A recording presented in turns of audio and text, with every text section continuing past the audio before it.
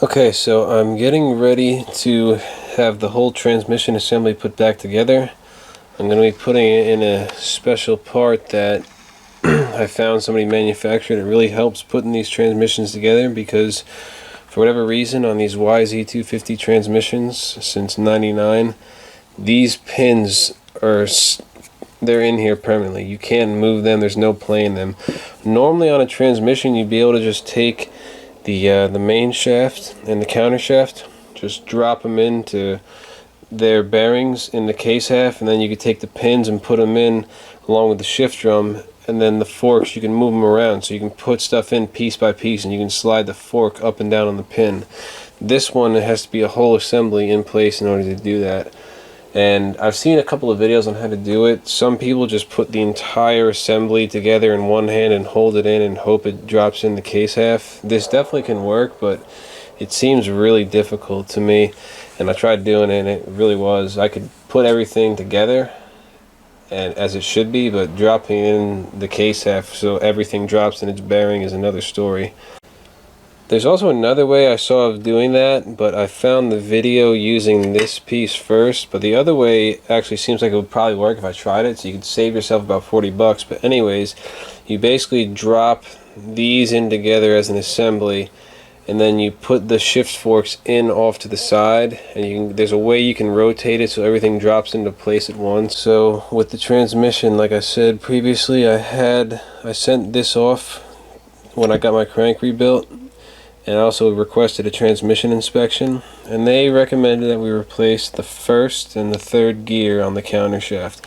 Now these aren't really worn out too bad. I wouldn't have been able to pick that out by hand by me looking at it, and the bike did shift fine, but it potentially could lead to some problems down the road, and while the bike's all the way apart, it's kind of a no-brainer to replace these because it's so easy. You literally just take these off and slide them on the end of the shaft. There's no washers, there's no circlips, there's no nothing. You just slide them on and that's it.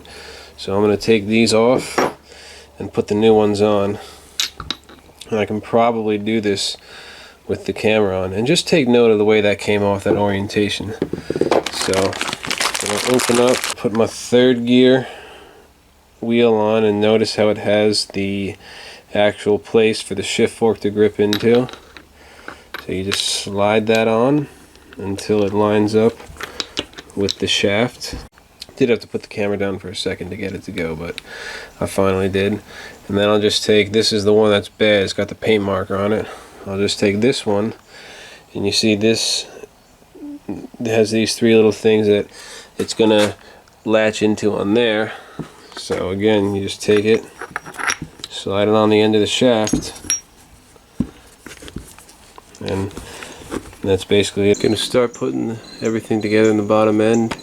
Here's my case, fresh back from vapor blasting. I'm gonna put it in the oven about 15-20 minutes at 400 degrees, and then I'll be able to drop the bearings in. Okay, I just pulled it out of the oven, and now I'm gonna try to drop these bearings in and see if they can slip right in. Start with the main bearing first. Shouldn't matter, but I like to drop them in so you can see the numbers on there. Yeah. And look at that. Went right in. That's exactly what you're looking for. Gonna try some of these transmission bearings next. Alright, so I got all the bearings in. Some of them didn't drop in as you saw, but as long as you're tapping on the outer race of the bearing, it should be good. You just don't want to hit the inner race.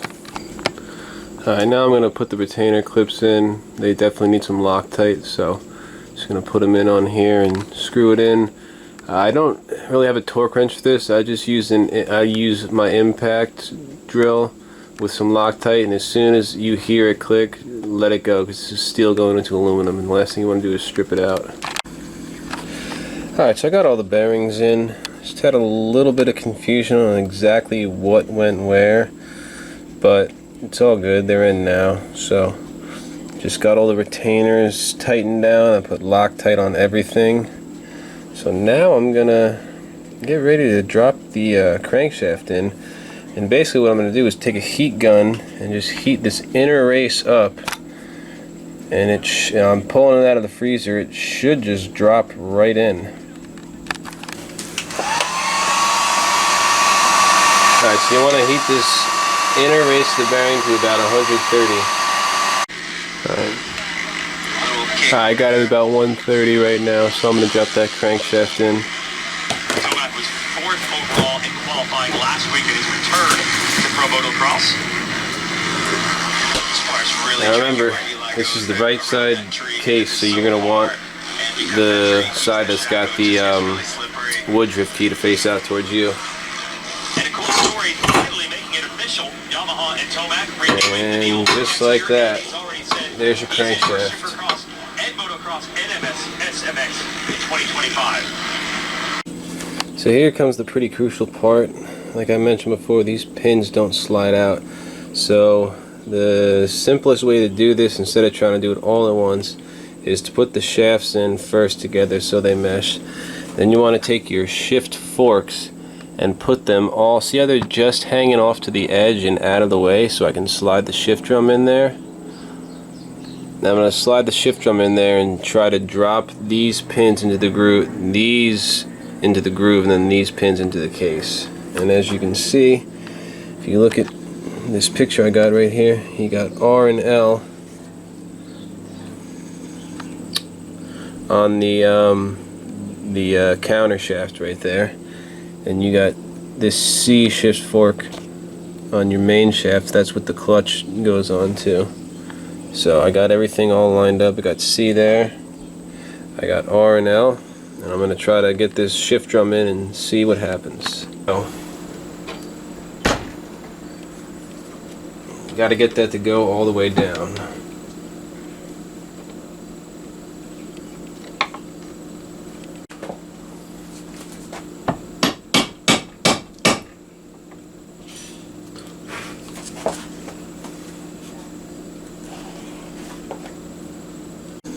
Ended up doing it off camera, but I got the transmission in there rotating smoothly. So next up, I am going to prep the cases with the YamaBond. You got to make sure you got a dowel pin.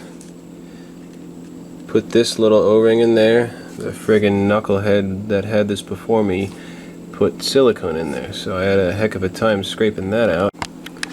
Okay, so I applied the YamaBond liquid gasket all around. As you can see, these holes have threads in them, so you take a pick or something and just make sure you don't have any of that gasket in there, so you get a clean catch on all the threads. And I'm going to heat with a heat gun the inner race of that bearing up to about 130 degrees Fahrenheit. And it should drop right in. Alright, I'm going to drop this on and see what happens.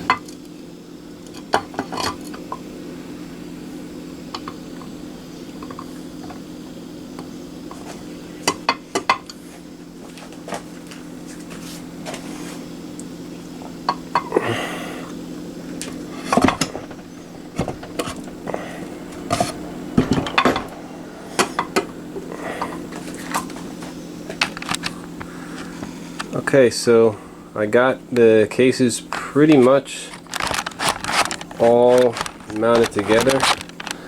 You can see there's just a little bit of a gap, but I'm just going to use the screws, or excuse me, the bolts to pull that together. And I should be good after that. I dropped all the case half bolts in. I'm just going to snug them all up now. Okay, so I got the cases all mated together. You can see the liquid gasket pushed out. I'm going to torque these bolts down to the spec. I think it's like, I don't know, maybe 7 or 8 foot-pounds. It's not much, but you can see the crank. There's a lot of resistance and it's kind of hard to push. Now there's resistance on the crank, and that's kind of normal, because basically what happens is, you can see it's pushed up against this side pretty tight instead of that one. So you just want to... Okay, I'm not really sure where it cut off, but as I was saying before, the crank was, there was a lot of resistance, because when you pull the cases together, you're pushing the bearing, you're pushing the crank to one side of the case. So they basically got to be even. So all I did to do that was just took a socket and very gently just tapped on this race of the main bearing, and now it's rotating exactly how it's supposed to begin. And then my next move on this is going to be, I'm just going to torque all the case fasteners to the spec in the book, which is 10 foot-pounds. It's a very light torque, but they need to be in so you can ensure that the cases are all pulled together nice and tight, and that you're not going to have any air leaks where you put that liquid gasket on. You're just going to want to torque these the same way I tighten them down, just kind of in a crisscross pattern so everything goes down nice and flush and easy. Okay, so I just torqued all these down. As you can see, you see where the gasket came through, a little bit on the crank. You'll just take that off, no big deal. And then next thing I'm going to do is just take a cap full of 2-stroke oil, dump it down these go right to the main bearings, and I'm also going to put a pretty good amount of oil right here on the rod bearing. Take this is the shift segment, I think it's called. You see that little dot right there? Underneath has that notch. And if you look down, there's that little pin right there. So you need this dot to line up with that pin.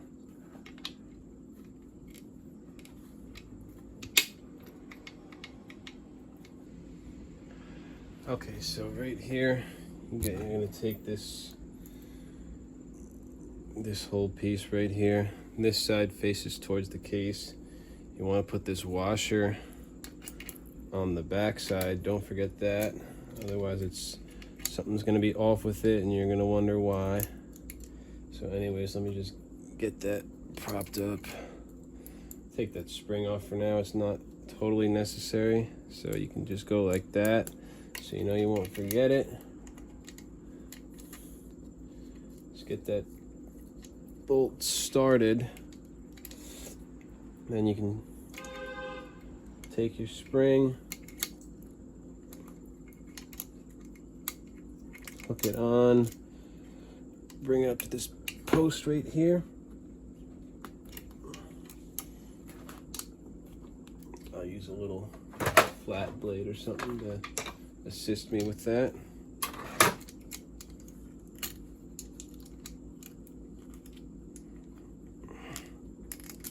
Okay, got that on, and then make sure we're not cross-threaded, and just start putting this bolt, threading this bolt in.